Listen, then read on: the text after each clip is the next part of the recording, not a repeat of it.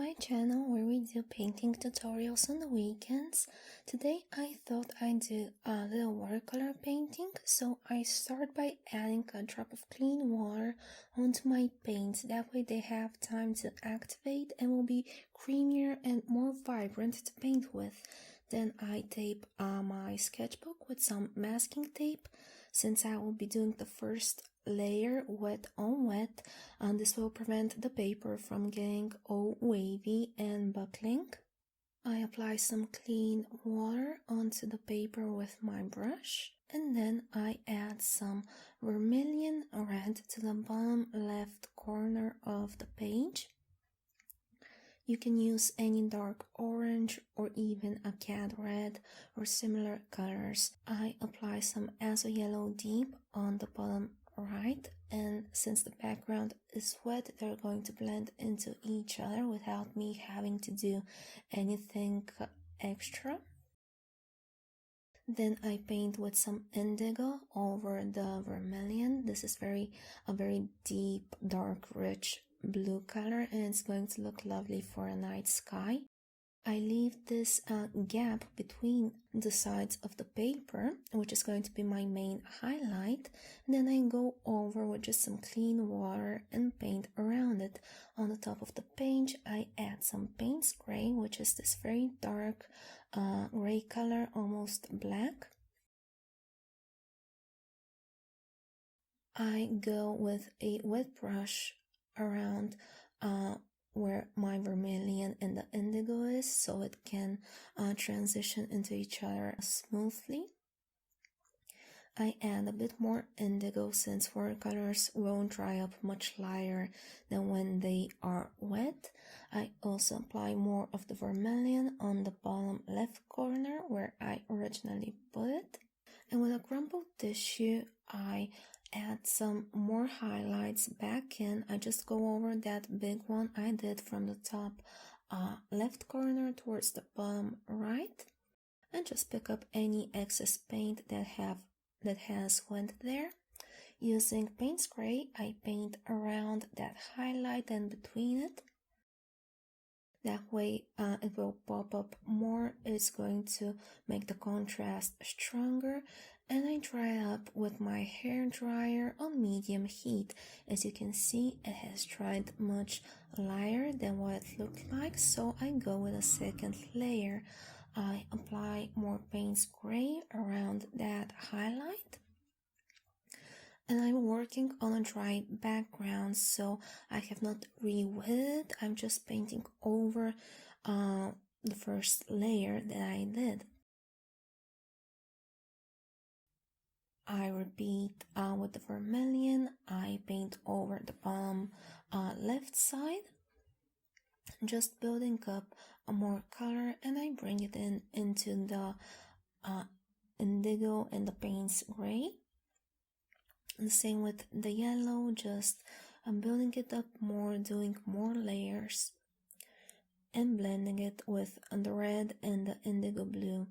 I'm using a random tapping motion for this instead of going left to right. That way I get a bit more texture, which in my opinion really helps give depth to night skies. With a clean brush, I go over any edges that may have formed, since I want the highlight to be very clear.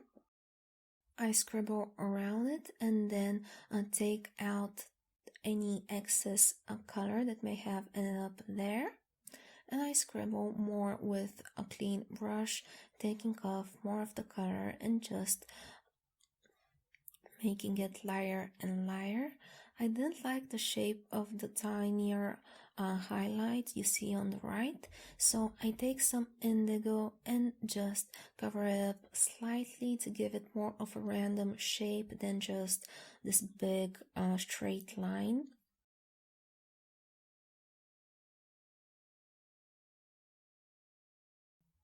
And using a tissue really helps with giving it a nice texture.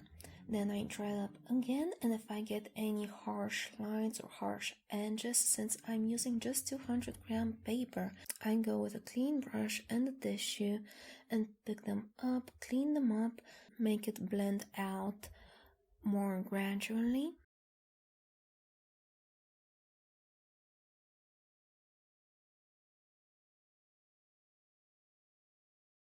I dry it up one final time, and then I get just some paint spray to paint the ground with it. I make it slightly tilted towards the sides, slightly higher towards the sides, almost like this circular shape, and then I paint some trees on top of it.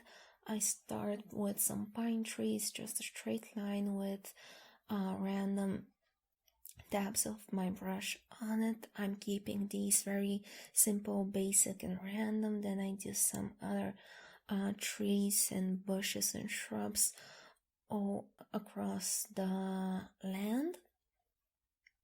Just some random shapes, absolutely nothing special. I'm gonna make the ones on the left slightly bigger to show up more towards the red.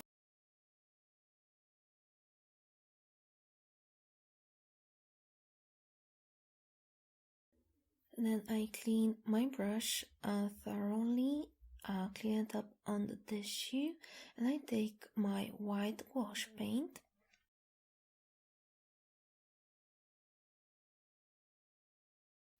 I take a small amount with my brush and I dilute it with some water, just enough to make it a bit runny.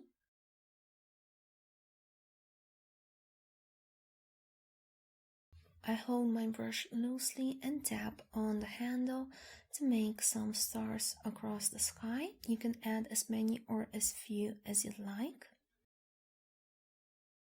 By the way, all of the supplies used will be in the description box down below.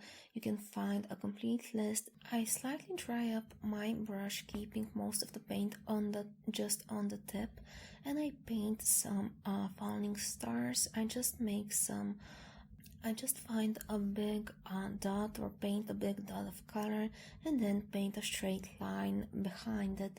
It's very simple and looks very pretty in my opinion.